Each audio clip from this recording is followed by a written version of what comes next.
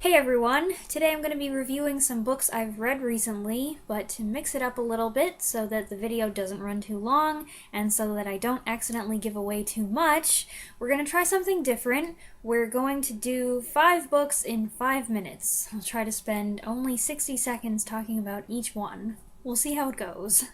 Book number 1 is Eleanor Oliphant is Completely Fine by Gail Honeyman.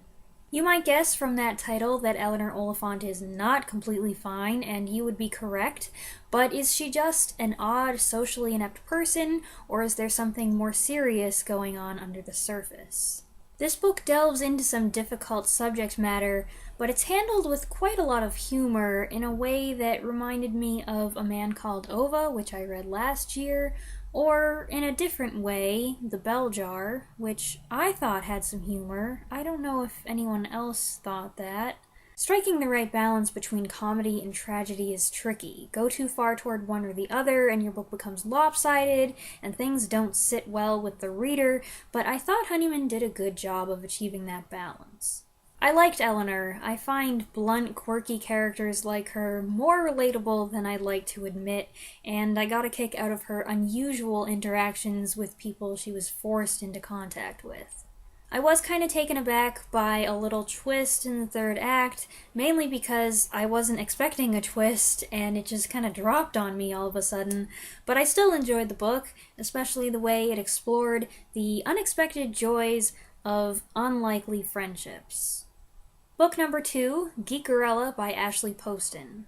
This is a young adult Cinderella story that is very much based on today's obsessive Comic-Con culture. The main girl is a huge fan of an old TV show that's kind of like an amalgamation of Star Wars and Star Trek. She's written fanfic for it, she's got a blog, and she's a big deal in the blogosphere. And the main guy is a popular teenage heartthrob who's been cast as the lead in a new film adaptation of the show. There are some extra things thrown in there to give the romance new interest, like the fact that she hates him because of the new fake fans that he's going to be bringing into the fandom who are just there to salivate over his good looks. Also the fact that they're secretly communicating with each other but don't know each other's identities. Poston does an admirable job building her own in-book fictional fandom, which allows for some clever commentary on the whole nerd culture thing. I read Geekerella very early in January, and I would say I've forgotten a lot of the things that happened in it. It hasn't turned out to be super memorable for me, but I had a good time reading it. Book number 3 is a memoir, The Bassoon King, My Life in Art, Faith, and Idiocy by Rainn Wilson. For those of you who don't know, Rainn Wilson famously played Dwight Schrute in the American television show The Office. I watched the first 4 seasons of The Office, and then I kind of lost interest, but every now and then I go on a little Office binge and watch clips and compilations and blooper reels on YouTube. In this book, Wilson does talk about The Office, of course. I don't think he'd be able to get away with it if he didn't. He relates favorite memories, production stories, his opinion on the American version versus British version debate, but he keeps it all relatively brief because there are a lot of other subjects that he wants to share his thoughts on. I enjoyed how down-to-earth and realistic he was about pretty much everything. His unconventional upbringing, his successes, his failures, his philosophies. Reading about how he came to his own conclusions about certain topics that academics and scientists have argued over for centuries was pretty fascinating. There's clearly more to Rainn Wilson than the crazy character he played on TV, and I was pleasantly surprised by how serious and thoughtful he was. Not that he wasn't funny, the humor in his narrative style is near constant. Highlights were his awful experiences at the Emmy Awards ceremony, and his sarcastic criticism of the nerd culture that I mentioned a minute ago.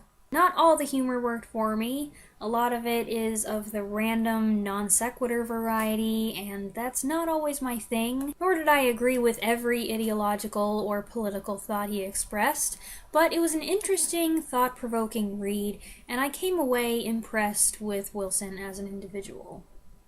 Book number 4, Haunting Mr. Darcy by KaraLynne Mackrory. This is a published work of Pride and Prejudice fan fiction. I don't generally go for that. What little I have read, I did not care for. But this was an exception. This story is set shortly after Bingley and Darcy have left Netherfield. Jane and Elizabeth Bennet are in a carriage accident, and somehow Elizabeth's spirit appears in Darcy's library at his house in London. I know, it's a weird setup, and trust me, I was skeptical about how on earth this was gonna work, but I got really into it. It was super funny, it was romantic, it was downright silly sometimes, but in a nice way. It had some different interpretations of certain characters, developing some who appear only briefly in Jane Austen's novel, while leaving others out almost entirely. I don't think Mary Bennet had a single line. That was weird. Since it was so focused on the romance and the bizarre circumstances the protagonists are thrown into, the plot takes a different course, obviously. It works best if you look at it as a fairy tale. You've got to take everything with a grain of salt, a really, really big grain of salt. And if you're not a Pride and Prejudice fan already, you probably wouldn't like it. But if you do love that story and the films, and you don't mind a fantastical twist that's given no logical explanation whatsoever, then you might want to check it out. And book number 5, Winnie-the-Pooh by A.A. Milne. I am quite sure I never read this book, but I did recognize some of it, either because I read a couple chapters as standalone stories when I was a kid, or because heffalumps and woozles and images of Pooh floating in an umbrella or getting stuck in a rabbit hole have just become so iconic. The first thing that struck me were those famous E.H. Shepard illustrations, but what I enjoyed even more as I started reading were Milne's characterizations and how well developed these animals were. I knew the characters beforehand, of course, but only in a basic way, so I was surprised to find how complicated and complex they actually are, so full of human attributes and flaws, some that are endearing, and some that, well, just are. I also like that Milne's interactions with Christopher Robin are delightfully serious and intelligent. Even though it's a children's book, it's not written in a juvenile or condescending way. The happy result is that this is a collection of stories that are fun for children, but also amusing for adults, whether you're reading them to a child or just reading them on your own, as I did. Okay, those are my 5 books in 5 minutes. How did I do with that? Close enough? I hope you enjoyed the video and maybe got a good book recommendation or 2 out of it, and I'll see you again soon. Thanks for watching. Bye!